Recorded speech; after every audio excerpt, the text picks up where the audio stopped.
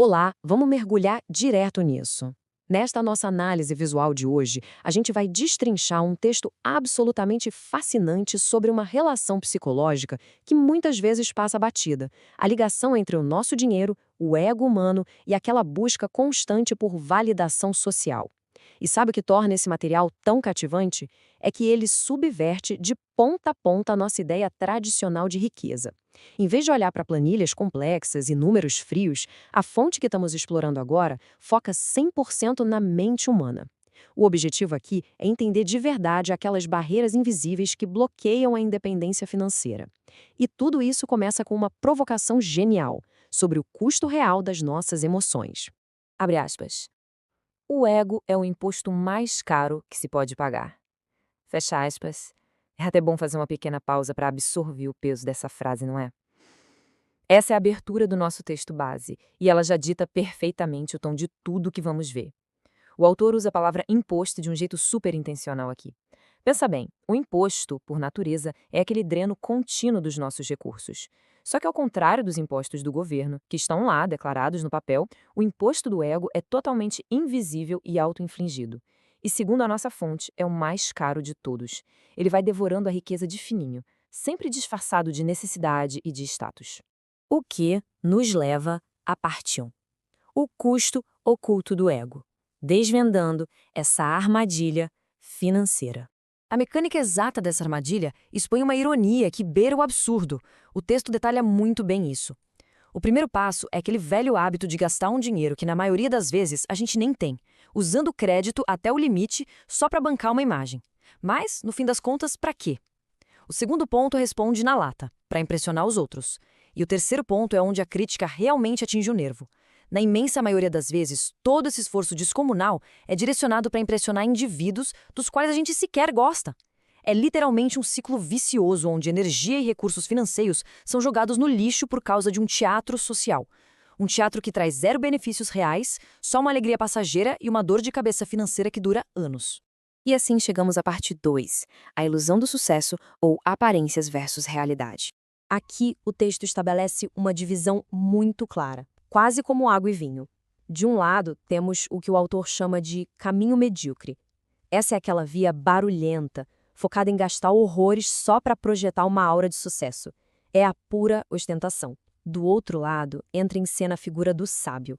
O texto afirma com todas as letras que o caminho sábio é aquele construído no mais absoluto silêncio, acumulando riqueza no escuro. Mas o que significa construir no escuro? Bom, significa agir bem longe dos holofotes da aprovação social, sem precisar de palmas ou likes. É a construção meticulosa, tijolo por tijolo, do patrimônio real.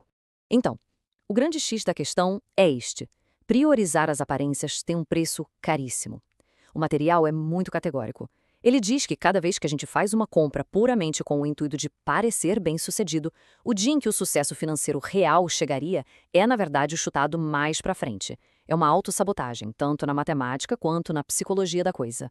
Aquele dinheiro que deveria estar quietinho trabalhando e se multiplicando nos bastidores acaba imobilizado em símbolos de status que derretem de valor com o tempo. Ou seja, a necessidade desesperada de parecer rico é exatamente o que destrói a capacidade de ser rico de verdade. Vamos avançar agora para a parte 3, inteligência emocional financeira e a grande mudança de mentalidade. Essa tal de inteligência emocional financeira começa exatamente no momento em que acontece uma virada de chave mental importantíssima. É simplesmente parar de usar marcas de luxo, carros do ano ou qualquer objeto externo como muleta para autoestima e passar a validar o próprio valor através da liberdade pessoal. O foco sai totalmente da vitrine e vai para a nossa essência. A pergunta na nossa cabeça deixa de ser o que vão pensar sobre o que eu tenho e passa a ser quanto controle e autonomia eu realmente tenho sobre a minha própria vida e o meu próprio tempo. Isso muda o jogo. E olha, para alcançar esse nível de inteligência, controlar as carências emocionais é a regra de ouro. O texto garante que o dinheiro flui naturalmente para quem tem as rédeas das próprias emoções. A lógica por trás disso faz todo sentido. Decisões financeiras tomadas para preencher um vazio emocional são quase sempre péssimas decisões. O autor faz um alerta super forte aqui. Se existe aquela necessidade gritante de que os outros saibam do tamanho da nossa conta bancária, então, psicologicamente falando, a gente ainda vive como escravo. escravo da opinião pública. A verdadeira independência financeira não tem a ver com quantos zeros tem no banco, mas sim com a euforia total das expectativas alheias. O que nos traz a nossa quarta e última parte, o poder do silêncio, explorando o verdadeiro luxo e a paz de espírito. A riqueza autêntica, lá no fundo, se resume à nossa capacidade de dizer não. Dizer não àqueles impulsos momentâneos de passar o cartão, dizer não à pressão do grupo e àquela vontade de recompensa imediata. E detalhe, esse não é nenhum castigo. Na verdade, é um passaporte. É o requisito básico para que a gente possa dizer um grande sim para algo infinitamente melhor. A paz de espírito inabalável que só uma base financeira sólida consegue trazer. É literalmente trocar a alegria de 5 minutos no shopping pela tranquilidade de uma vida inteira sem sufoco. E tudo isso deságua numa constatação muito poderosa da nossa fonte. O verdadeiro luxo é silencioso.